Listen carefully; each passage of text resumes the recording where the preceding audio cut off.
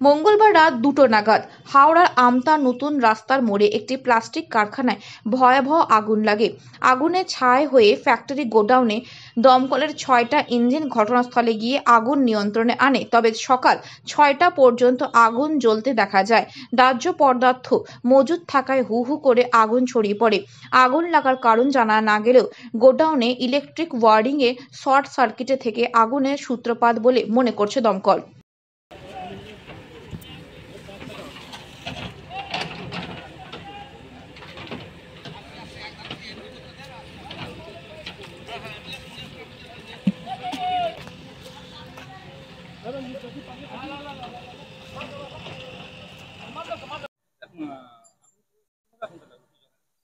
কিভাবে লাগলো সেটা তো এখনই বলা যাবে না। ওরা যারা ছিল প্রথম, যারা দেখেছে তারাই বলতে পারবে। আমাদের ডিপার্টমেন্টের গাড়ি আগুনের খবর পাওয়ার সঙ্গে সঙ্গে চলে আসে।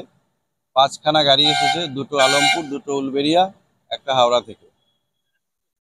আগুন এখন তো নিভে গেছে, পুরোটাই কন্ট্রোল। হ্যাঁ, এখানে সব প্লাস্টিকের পুরনো ওই জিনিসপত্র ভেঙে আবার ওগুলোকে দিয়ে গ্যানুয়েজ তৈরি করে ওটা থেকে আবার প্লাস্টিকেরই জিনিসপত্র তৈরি করে। না, কোনো আহত কেউ নেই।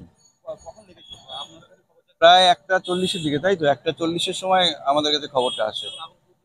পুরোপুরি নিভেই গেছে, এখন ড্যাম্পিং ডাউন চলছে। আগুনটা কিভাবে লেগেছে বলতে পারবো না। আমার দিয়ে বাবু ফোন করেছিল মেশিন নিয়ে আসুন, আমরা রাত্রিতে এসছি মেশিন নিয়ে। এই কারখানায় আমরা এখানে কাজ করি, তো বললো কারখানায় আগুন লেগেছে, 2টো পাম্প নিয়ে আসুন। আমি পাম্প মেশিন নিয়ে এলাম রাত্রি। আমি তখন তোমার 2টো 40-এর মতো। হ্যাঁ, না নিমন্ত্রণে আমরা মেশিনে কিছু করতে পারিনি, তবে দমকলে গাড়ি ফাড়ি এলো, এরা সকলে মিলে আগুনটা এই কন্ট্রোল হলো। হ্যাঁ, হ্যাঁ, শেষ হয়ে গেছে। ক্ষতি সেরকম কারো হয়নি।